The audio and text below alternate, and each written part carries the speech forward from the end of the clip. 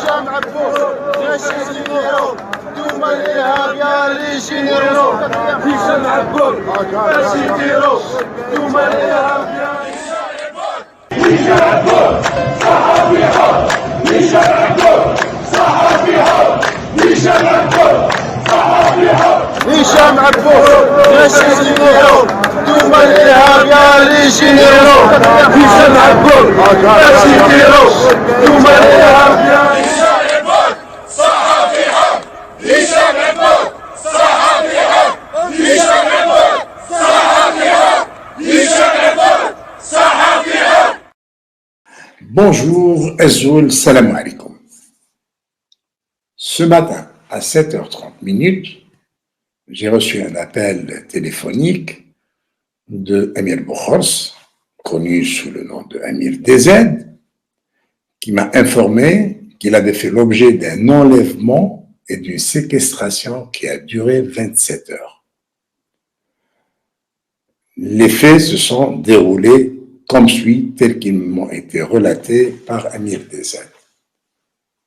C'était avant-hier, il était à bord de son véhicule, une voiture banalisée, mais donnant l'impression qu'il s'agit de policiers qui étaient à bord, puisqu'ils avaient un gyrophare. Cette voiture lui barre la route, il s'arrête, des individus en civil, mais qui ont l'air d'être des policiers,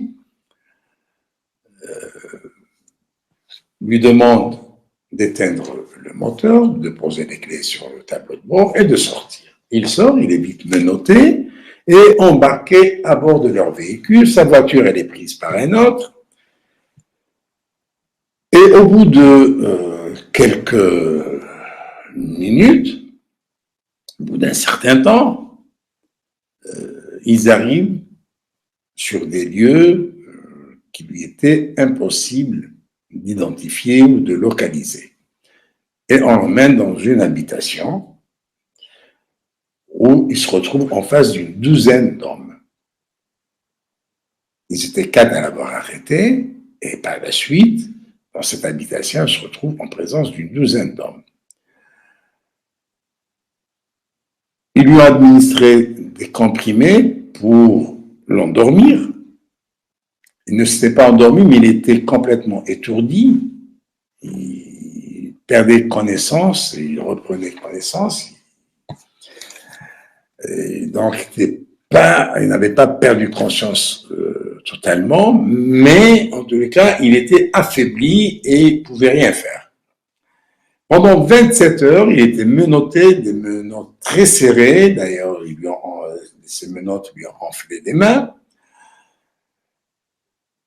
Et il attendait ce qu'on allait lui faire. Alors, d'après ce qu'il avait compris, d'après l'un de ces geôliers, si on peut les appeler ainsi, il lui a été appris qu'il devait être emmené en Espagne et de là, rapatrié en Algérie. Au bout d'un certain temps, après 24 heures, 27 heures, ils ont été jusqu'à 27 heures, il n'y avait plus rien, il les voyait se chamailler en quelque sorte, ils se disputaient, ils n'étaient plus d'accord entre eux, et ils ont fini par le faire sortir et l'emmener loin de cette habitation et l'ont lâché dans la nature. Pourquoi ça? Parce que apparemment, il y avait mésentente entre les commanditaires et les exécutants. Les exécutants n'étaient pas des Algériens. Il y avait un seul qui parlait algérien, mais les exécutants étaient des Roms, des Albanais. Ils ne sont pas français, ils ne sont pas algériens. Et par la suite, donc, Amir a regagné son domicile, très affaibli, puisqu'au bout d'une dizaine de minutes d'entretien avec moi, il devait aller chez le médecin. Ce qu'on sait, c'est que les ravisseurs paniquaient quand ils ont appris que la police avait déjà encerclé son habitation dans la région parisienne. Et ils avaient peur qu'il soit localisé, géolocalisé grâce au téléphone. Bien qu'ils avaient éteint le téléphone, mais la géolocalisation peut se faire même avec un téléphone éteint quand on a un matériel sophistiqué. Et c'est pour cette raison qu'ils ont paniqué, il n'y a pas eu entente entre eux, donc ils l'ont lâché. Moi, une fois que j'ai eu cet entretien avec Amir, j'ai essayé de contacter quelques-unes de mes sources. L'une de mes sources me rappelle qu'elle m'avait mis en garde qu'un recrutement se faisait dans les milieux de la mafia albanaise, chez les Roms, pour recruter des tueurs à gages et recruter des hommes de main. D'ailleurs, elle m'avait bien rappelé.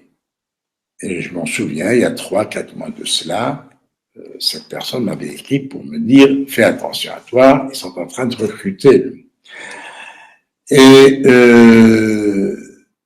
une autre source m'indique qu'effectivement l'opération a été menée par la Direction générale de la documentation de la sécurité extérieure, qui est sécurisée, que dirige le général proxénète Jabbar Menna. Cette opération ciblait 2 personnes, Amir DZ et moi-même, et ce, dans le cadre de la préparation des élections présidentielles.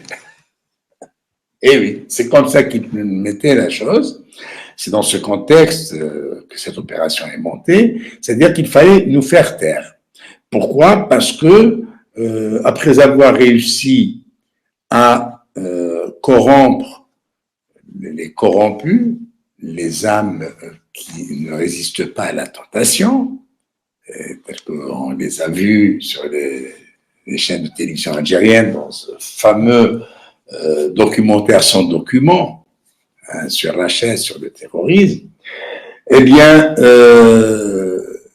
ceux qui n'ont pas réussi à adopter, n'ont pas réussi à soudoyer, n'ont pas réussi à les corrompre, eh bien, il fallait les faire taire d'une autre manière, c'est-à-dire la manière forte.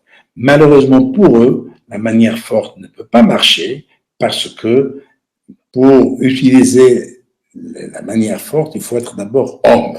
Or, ce ne sont pas des hommes, ce sont des lâches, ce sont des gens, ce sont des véritables pieds-nickelés.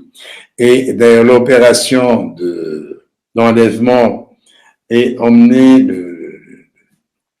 leurs victimes jusqu'en Espagne, c'était ce qui était prévu à faire. D'ailleurs, il l'avait avoué, les 2 pieds-nickelés, Kasseriles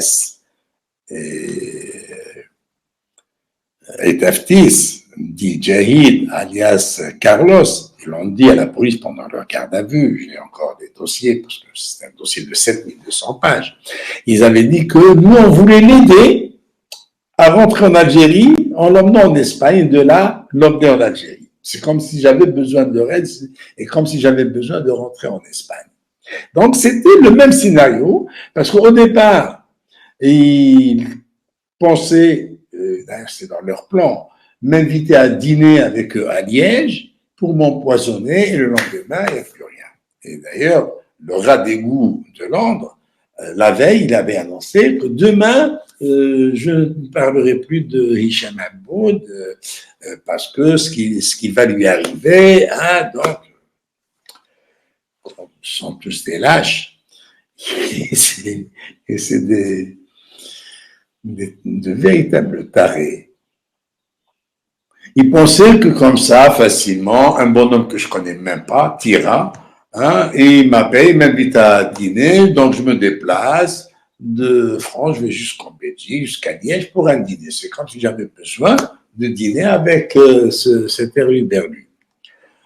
Et quand ça n'avait pas marché, donc c'était bon de lui-même, d'après le fameux Carlos Djahid, c'était bon de demander à ce que je sois capturé et rapatrié en Algérie vif.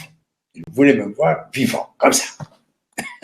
Mais il me verra un de ces jours, mais il sera devant mes pieds.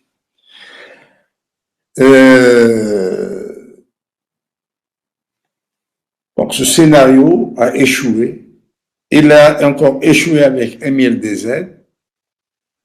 Et bon, si j'ai échappé à cet enlèvement, parce qu'ils avaient quand même recruté un commando de plus d'une douzaine de personnes. Ils ont envoyé 2 pilotes, c'est-à-dire ceux qui devaient piloter l'opération. Ils ont envoyé à partir d'Alger. Et pour moi, c'était facile. J'habite une rue déserte à Roubaix. Il n'y a pas beaucoup de circulation, il n'y a pas de monde, donc dans leur plan, c'était facile de m'arrêter. C'est vrai qu'il y a une caméra, ils ont tenu compte de la caméra de la mairie, qui est juste en face de chez moi, mais c'était facile, il suffisait de mettre des cagoules et le tour est joué. Malheureusement pour eux, eh ben, quand ils ont vu que j'étais au Maroc, ils m'ont vu avec mes lives pour le match USMA-Berkane. Donc, une partie du plan a capoté. Ils ont tout mis sur Émile DZ et ils ont échoué lamentablement parce que ce sont d'abord des gens qui veulent du mal gratuitement et puis surtout ils sont incompétents, ils sont tarés, ils sont débiles et leurs chefs le sont plus encore qu'eux. Ils sont beaucoup plus tarés que ces éléments chargés d'exécuter la sale besogne. Voilà. Donc, il y a confirmation que l'opération était morte. Ce n'était pas des voyous qui ont enlevé des aides ou qui ont appelé pour avoir une rançon. Non, rien du tout. Ils l'ont enlevé pour le rapatrier en Algérie en passant par l'Espagne, parce qu'en Espagne, ils avaient donc la possibilité d'avoir un véhicule de l'ambassade et ils devaient utiliser ce véhicule en mettant leur otage dans la main de la voiture, la main arrière, et puis aller jusqu'au tarmac d'un aéroport où un avion privé, certainement l'avion à présidence, comme ça, il n'y a aucun contrôle, directement un véhicule diplomatique de l'ambassade d'Algérie à Madrid qui entre sur le tarmac, il livre l'otage qui est déjà donc assommé et l'otage n'ouvrira les yeux qu'une fois à Alger en présence de bourreaux hostilages qu'il n'arrive même pas à réaliser des plans aussi sordides qu'eux et des gens qui ne font nullement honneur ni à l'Algérie, ni à l'armée, ni à ses services de sécurité. Ce sont de pauvres types, de criminels aussi lâches que tu mourras, parce que ces criminels, comme ce Nasser al-Djen, ne peut tuer que des hommes ligotés. Et donc, il ne fait aucun effort pour les tuer. Il n'a qu'à tirer une balle dans la tête de sa victime. On ne peut pas être plus lâche que cela. Alors, imaginez un lâche comme ce Nasser al-Djen à la tête de la sécurité intérieure et un lâche proxénète comme ce Jabbar Menna à la tête de la sécurité extérieure, c'est à la tête de nos services, il n'y a que des lâches, et à la tête de l'armée algérienne, un Chengueriha qui aussi, lâche comme il est, abattait un homme, celui qui a été vu à l'Akhdariya, d'une balle dans la tête. Un homme désarmé sorti lui demander le pourquoi de cette perquisition dans son domicile. Voilà où en est l'Algérie aujourd'hui. Et personne n'est à l'abri des méfaits de cette bande de criminels, de cette bande de lâches. Alors, aux Algériens de se réveiller. Merci de votre attention. Je vous donnerai d'amples informations. Dès que j'en aurai, évidemment, je vais de suite rappeler Emile DZ pour me rassurer sur son état de santé. En tous les cas, je l'ai eu ce matin au téléphone et à part le fait qu'il était fatigué, qu'il était assommé en quelque sorte, affaibli, 27 heures de séquestration, c'est pas facile, dans des conditions des plus affreuses, mais en tous les cas, il tient bon, il tiendra toujours bon, et tant pis pour ces pauvres types qui n'arrivent même pas à neutraliser un homme sans armes alors qu'ils étaient au nombre d'une douzaine de personnes. C'était une douzaine. Voilà. Merci de votre attention et à très bientôt. Après ça, on va parler un petit peu football. Eh oui, c'est à la page, après le jingle.